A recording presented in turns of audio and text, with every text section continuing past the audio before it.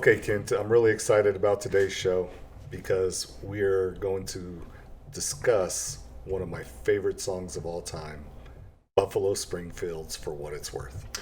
Sweet. The great thing about that song, or what grabbed me, right? Everyone and their mothers heard this song, at least everyone who's grown like us. And you would have to, I could offer people $100, definitely our friends. Hey, name this song. And they will not come up with this title. Nobody knows this title. I dig it. Okay, but I'm the opposite. In my mind, I'm thinking, why didn't they call this song Stop, Hey, What's That Sound? But that's also a fundamental debate that you and I have had for decades of you like the title. I want them to sing the title. Whereas I've always been cool when the title's not in the song. No, I don't want to do research. As you can tell by our shows, I don't do very good research. But seriously, let's talk about that. So this song, which was released in 1966, Yeah. 1966, or it might have been a hit in 1967 though. But it was Because it was like the recorded end of in 66. 1966, right? It hit number 7 on the Billboard charts. Okay, that's a respectable top 10 hit. Oh, yeah. But Solid. this song has staying power. Like, this is a song that has been covered. It has been used in multiple soundtracks. Anytime that there is a movie about the 1960s or the Vietnam War or anything that deals with 60s counterculture, this song is in there in the soundtrack, right? Yeah. Yeah. No, you're right. Yeah. So the way I'm looking at it is, for a song that's so powerful to only hit number 7 when there were songs that were far less meaningful, that were novelty records. Winchester Cathedral, right? They're coming to take me away. Haha. Okay. These are joke songs that nobody listens to anymore. Those were hitting True. number 1. True. If you called this song Stop, Hey, What's That Sound? Or What's That Sound? Or Stop, Hey, I'm telling you, man, this song would have probably hit the top of the charts. Yeah. And also, as with other songs we've talked upon, hindsight has served wonders. At the time, they didn't know that it was going to be so profound or have such an impact. Like when you mentioned about movies and soundtracks dealing with the 60s and change, my pause, because I was thinking of early 90s. And of course, my big exposure to this song, other than the Time Life commercials, Spike Lee, He Got Game. Oh, with Public Enemy covering it. Really? It took you that long? That was late 90s. Yeah, late 90s. But that was when it grabbed me. Like I said, I've heard the song, but that was, I guess, when I listened to it. Right. And it made sense because after listening to it and realizing, yeah, this is 60s and whatnot, but they were talking about change. And so I'm like, okay, I can see how this song has maintained its staying power. It's change. Well, I've always been fascinated with the Vietnam War. My father served in Vietnam. Yeah. Okay. I'm a history major. When I wrote my final paper to get my degree, it was on the Vietnam War era. Okay, so I've always had this fascination with the songs of the Vietnam War era, with the music, with the counterculture, with the politics of the time. Everything about this era has kind of taken root. Yeah. So that fascination existed well before He Got Game came out in, I think, 1997, 98. Yeah, definitely. Okay, so when I first heard this song and it grabbed me, one, I didn't know the name of the song. Still bothers me to this day. Whatever.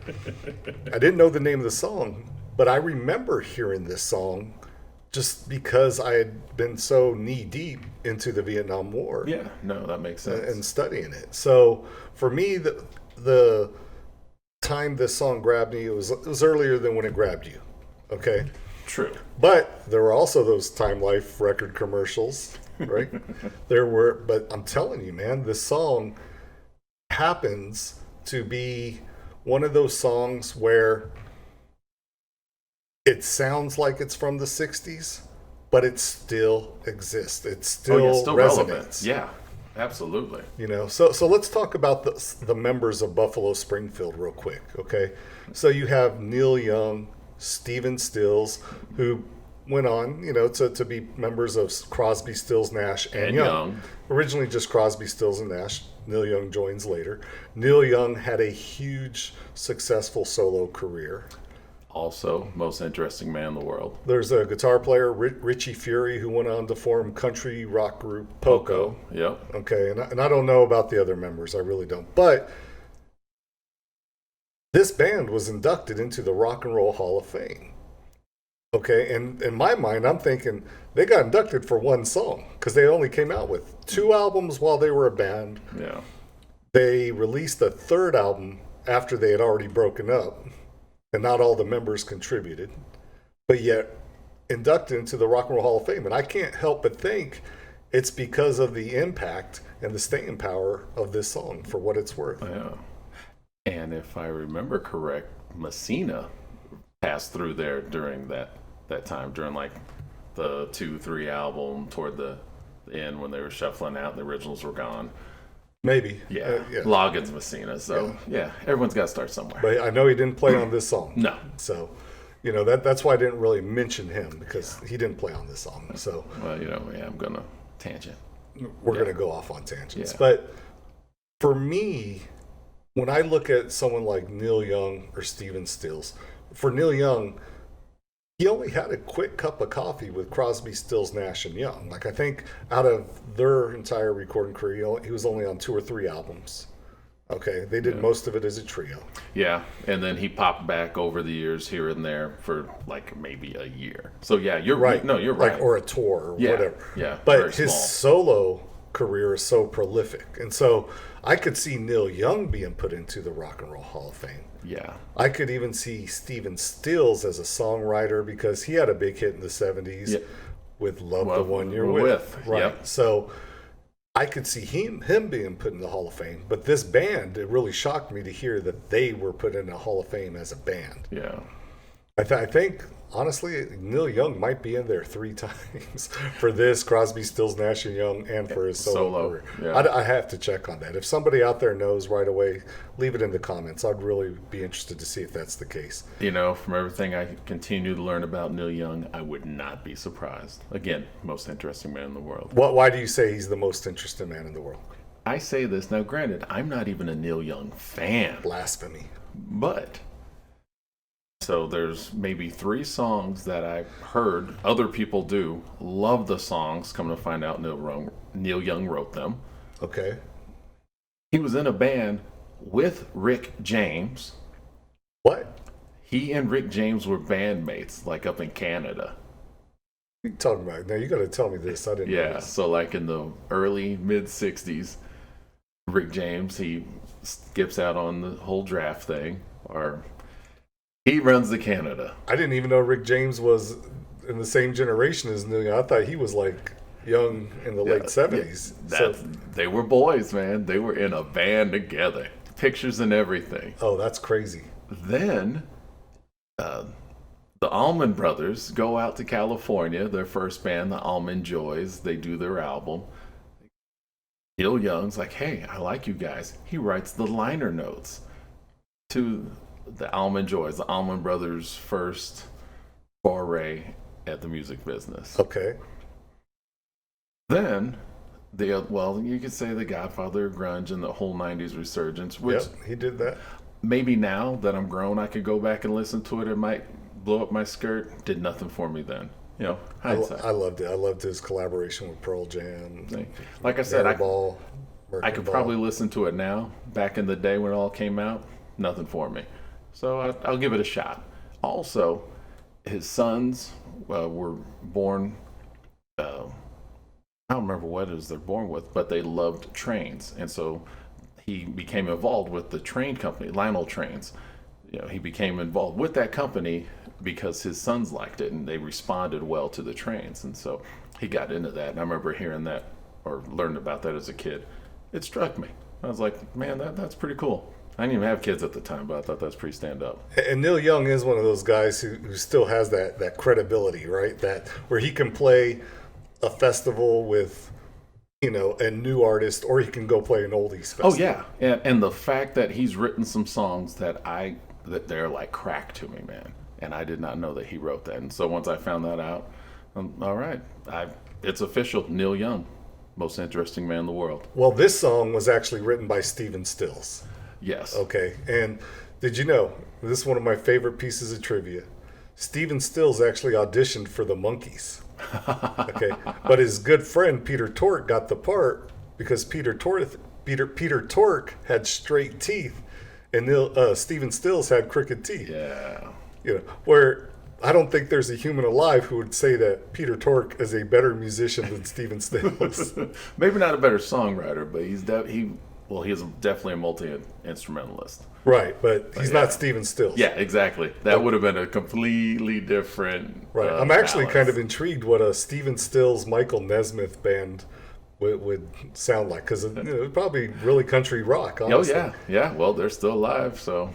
I would like to hear that, but we should do a Monkees album sometime. I love the Monkees. We're going to dig into the Monkees at a later point in time. And then some. But anyway, Stephen Stills writes this song, and it resonates because we have this issue today where there's conflict between the police and protesters. Yeah. Stephen Stills wrote this song in 1966 about a protest, a counterculture protest between the police and, the young people on the Sunset Strip in Hollywood, right? Yeah. Okay. He wrote that 55, how many years ago? 55 years ago. Yeah. 55 years ago. Fast forward, and we're encountering the same situation today. Some things don't change, man. I mean, it just gets televised. Yeah, everywhere. Right? I mean, that's really something to grab hold. Think about this. This genre era-defining song, for what it's worth, is still as relevant, the theme, the topic, today as it was 55 years ago. Yeah, that is crazy. As you mentioned that, and you're right, the confrontation and the protests, active, alive, and kicking today, almost wouldn't be surprised if before this year is over, some modern artist does some type of remix of this song or a sampling of this. Probably sampling, right? Because I don't think whatever the kids are doing these days. Just the way music has changed. I don't think you can do a straight remake to where it's going to get the kind of play that it would like 20 years ago. If you would have remade this song 20 years ago, it might have gotten some play if it was. Yeah. Well, the one thing that they do have on its side, because you're right, some things don't change. This song captures the feeling and the mood and the, not angst, but the energy of the protesters. And the kids out there today, they haven't heard this song. But let's look at some of these lyrics. And tell me the year. 1966, 2020. Okay. There's a man with a gun over there telling me I got to beware. What year? Yeah. How about this? There's battle lines being drawn. Young people speaking their minds, getting so much resistance from behind. Okay, what a field day for the heat, 1,000 people in the street. Okay, singing songs and carrying signs.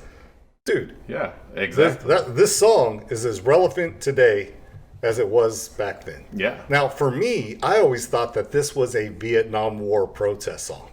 So until I went on Wikipedia and found out about the Sunset Strip protests, I had no clue.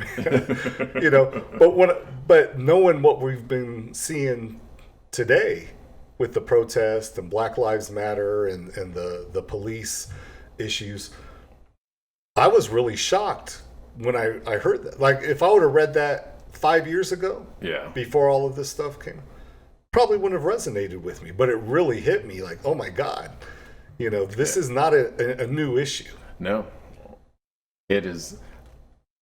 You could say old as time, but definitely as old as this country.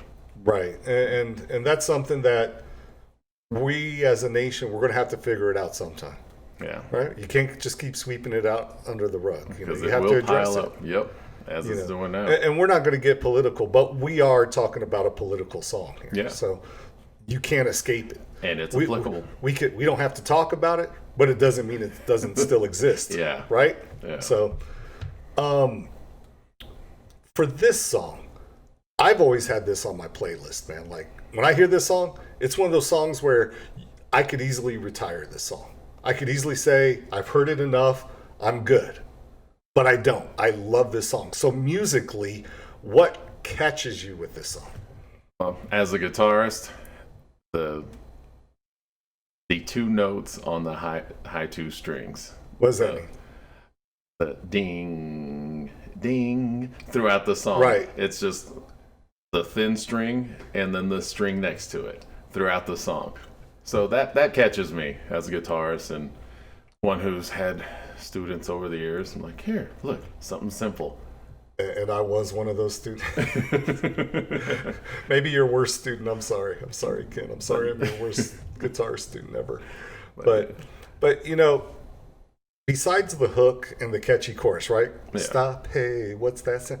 I mean, people are singing along to that. It's as much of a sing along as any pop hit, right? Yeah. Okay. And musically, it grabs you. Again, you have the two notes.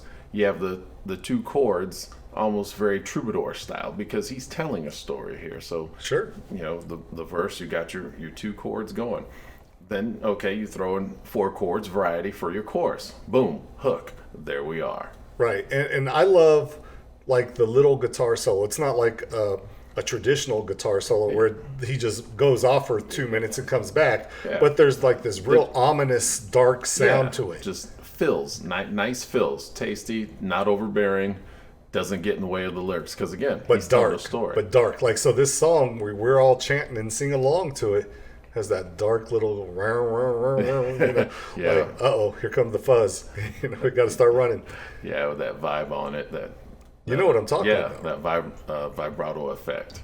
But Ken, I'm going to be interested, as we all are, in seeing how this plays out, you know, over the next year, 2 years, because it feels like we're at a breaking point politically, socially, you know, where either things are going to get better or they're going to get worse. Yeah. But something's going to change. Yeah, something is going to change. You're And- right. And we can't ignore it. And the players are different, the songs are different, the chants are different.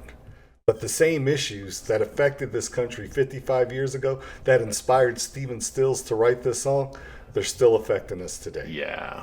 And I'll be interested to see who writes something, who's inspired today to write a song in this vein. And I'm going to be honest with you. Now, I don't listen to new Yeah, music, I so I don't- wouldn't know. I don't know. We're going to have to read about it in the news, man. or years down the road. But yeah, we'll read about it. Right. But you don't dispute that this song has staying power. Oh, right? absolutely. Okay, good. And so, like I said, I'm still listening to it, but now it takes on a different meaning knowing the background of the song. And I hope everyone who's listened to this show today, I hope you go out and listen to this song as well.